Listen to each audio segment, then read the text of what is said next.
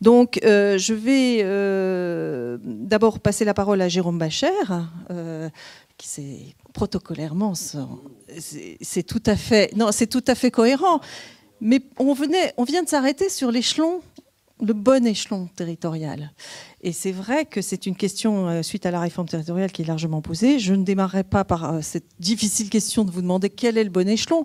Mais déjà, en tout cas, au titre du syndicat mixte, il est clair que pour la partie infrastructurelle qui préside au bon service et donc à la bonne identité numérique du citoyen, eh bien, la question du territoire et du bon territoire passe aussi par celle de l'infrastructure.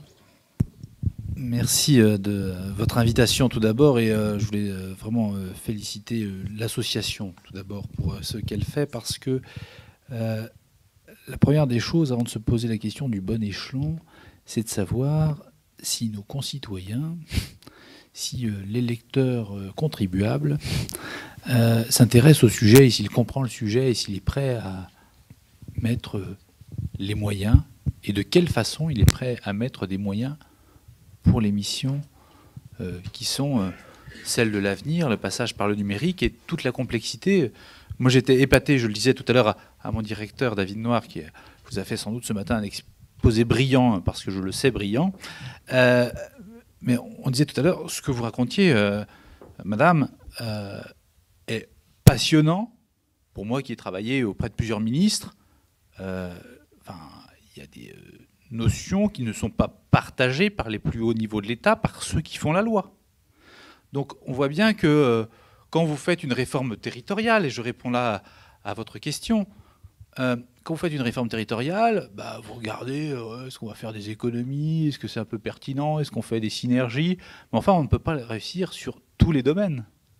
Il y a une chose dont je suis certain.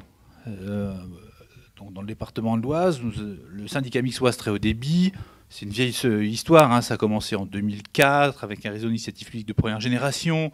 Yves Rome, qui a été le président de l'AVICA, a mis en place l'idée de FTTH, de fibre optique, pour tout le département de l'Oise d'ici 2023-2024. Et depuis que nous sommes arrivés, nous avons accéléré le processus pour y être en 2020. Nous serons le premier département urbain, avec des zones amies à plusieurs titres. On peut l'écrire... c'est comme identité numérique, il faut l'écrire avec un S qui est un peu particulier, hein, c'est ce que j'ai cru comprendre du sujet qui vous occupe aujourd'hui. Eh bien, avec les zones amies, qui sont les 3 vraies zones denses du département de l'Oise, eh bien, nous allons fibrer vite et sans doute plus vite, finalement, à la campagne qu'à la ville. Ce qui est assez original. Alors, on bénéficie pour cela, car vous savez qu'il y a aujourd'hui un rapport général lancé par la Cour des comptes sur l'aménagement numérique du territoire. Et j'en ai parlé avec le rapporteur général du rapport public qui a lancé cette grande mission de contrôle. Il y a sans doute des pertes d'argent public. Donc derrière, quand on va créer des datas, quand on va demander à plusieurs intercommunalités, quand on va demander à des départements, quand on va demander à des opérateurs privés de pouvoir tous s'interconnecter et que tout cela puisse se diffuser normalement, on craint, comme d'habitude, des frottements, des interconnexions impossibles et des coûts monstrueux. On parle quand même, derrière tout cela, d'argent public. Donc on n'a plus le droit... Enfin, c'est pas les... Monsieur le maire à côté de moi, ou monsieur le vice-président de l'Agglo, qui vous dira que l'argent public, ça coule pas à flot. Et je parle devant un grand spécialiste que je suis heureux de saluer parce que je connais son parcours à partir important, monsieur Le Breton. Je suis vraiment très fier d'être dans cette salle avec vous. Je vous le dis très, très simplement et modestement, quelles que soient nos opinions politiques, il faut savoir parfaitement reconnaître le travail des uns et des autres et les difficultés des uns et des autres. Donc le bon échelon, c'est celui où on va pouvoir tous se parler et avoir la compétence suffisante.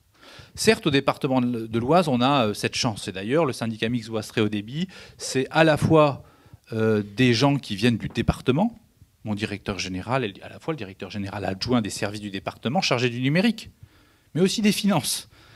C'est aussi d'ailleurs ma fonction. Je suis vice-président chargé des finances et du numérique.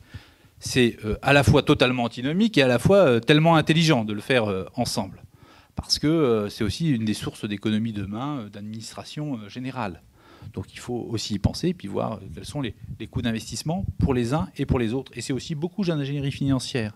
Et derrière les sujets que vous évoquiez, madame, sur les droits d'auteur, sur les droits à la donnée, sur la gratuité, derrière c'est immensément des sujets d'argent et des sujets de valorisation. Il faut le dire. Ce que je dis à mes adhérents du syndicat mixte Oise très haut débit. Vous voyez bien, j'ai un très bon discours très préparé, je ne le lis pas du tout parce que je dis autre chose, mais je réponds à votre question. Moi. Merci. C'est rare chez les politiques, je devrais arrêter peut-être. Plus sérieusement, lorsque nous aurons fibré le département, et moyennant l'interconnexion avec les zones amies et le reste de la France, c'est une valeur d'actif extrêmement importante. Les autoroutes d'aujourd'hui, bon, même si c'est un peu compliqué quand il n'y a pas d'essence, mais enfin, on a des idées dans l'Oise, donc déjà ça compense. Les autoroutes de l'information dont on parlait il y a 10 ans, il y a 15 ans, mais c'est ça, c'est la fibre optique, c'est la donnée enrichie. C'est de cela dont il s'agit. Et ça, c'est un actif extrêmement puissant.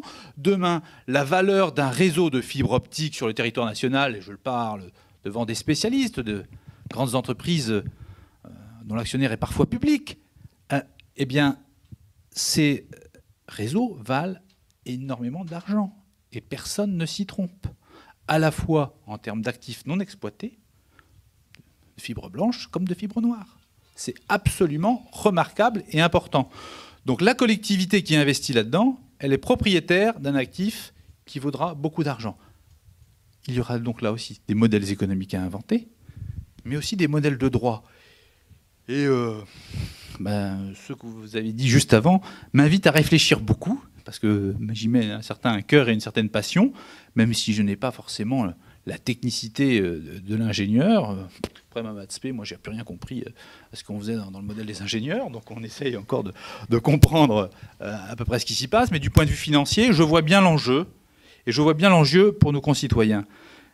Un dernier point, et je ne serai pas plus long, qui pour moi est vraiment essentiel dans cet enjeu d'identité numérique, et j'ai bien dit, c'est un lieu commun, vous avez dû le dire ce matin, ce sujet d'identité avec un S, suivant comment on enrichira la donnée, les données, pourquoi faire, qui, que, quoi, comment. Alors, il y a eu un excellent rapport fait par, c'était quoi, c'est les actes d'un colloque de Mines Télécom qui a dû avoir lieu il y a 6 mois ou quelque chose comme ça, sur les identités culturelles, hein, il y a un beau rapport, sur les identités, pardon. Vous voyez, ça c'est mon tropisme culturel, il faut ici à le dire, mais enfin, sur les identités numériques, donc tout ça est formidable. Le sujet essentiel pour nous, collectivités, là-dessus, quand on parle d'open data, c'est le sujet de la confiance. Alors c'est l'enjeu de cette table ronde, mais j'en terminerai par là.